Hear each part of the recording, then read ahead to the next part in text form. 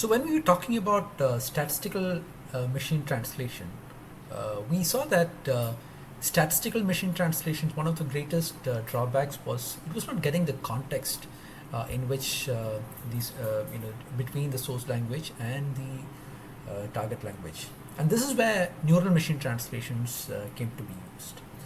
Now, neural machine translations relies on vector representation of words, and not specifically from a corpora of words and a large corpora of words. So it looks at vector representation of words, or it is called the word embeddings, which kind of captures the context between which is spoken between different words or different sentences which are there in both the source language and the target language. Now, there were different approaches for neural machine translation used over years. So initial models relied on multi-layer perceptrons. Now, the feed-forward networks. Now, what is some of the problems with multi-layer perceptrons were it doesn't look at the different order in which the words were placed and that became a problem because languages depend a lot on the order in which words are used, because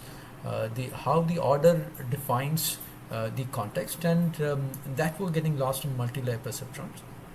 And then came the sequence-to-sequence models like your RNNs, LSTMs, GRUs, etc. Now, as you know, sequence-to-sequence models looks at even the order in which the words are spoken, and it kind of got over many of those the initial problems when using multi-layer perceptrons.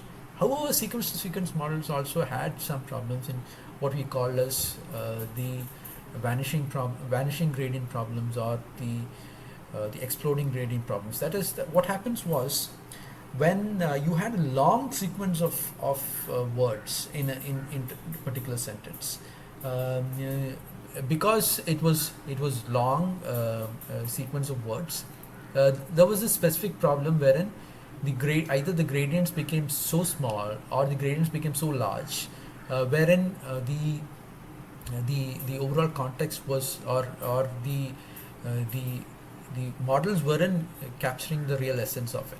And this was to an extent solved using LSTMs, but even LSTMs, when it were used, it still had these problems when it were large sequences or large sequences of words. Now, to get over that came the attention mechanism, wherein you tend to attend only to some specific words to get the overall context. So it paid attention to some specific words in an overall sentence to get to do the translations. Now, the latest series of models which is being used for machine translation are called the transformer models. And now the transformer models in its core depends on this attention mechanisms, but they are not sequence-to-sequence models. It relies on a completely different architecture for machine translations. Now, there have been different series of different types of transform models based on who have developed it. Now, there's this GPT series, series 1, 2, and 3, which was kind of released 4-5 months back. And then there was this BERT and T5 models, etc., who depends on these transformer models. Now, transformer models are used for multiple use cases. It's not just machine translation alone. Transformer models attends to different use cases in just one model. Say for example, it can be used for machine translation. It can be used for classification.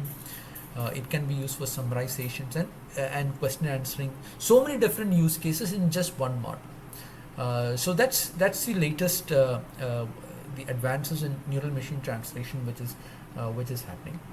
In this machine translation application which we are going to build, we will be using the LSTM, the sequence-to-sequence models, and specifically the LSTM models.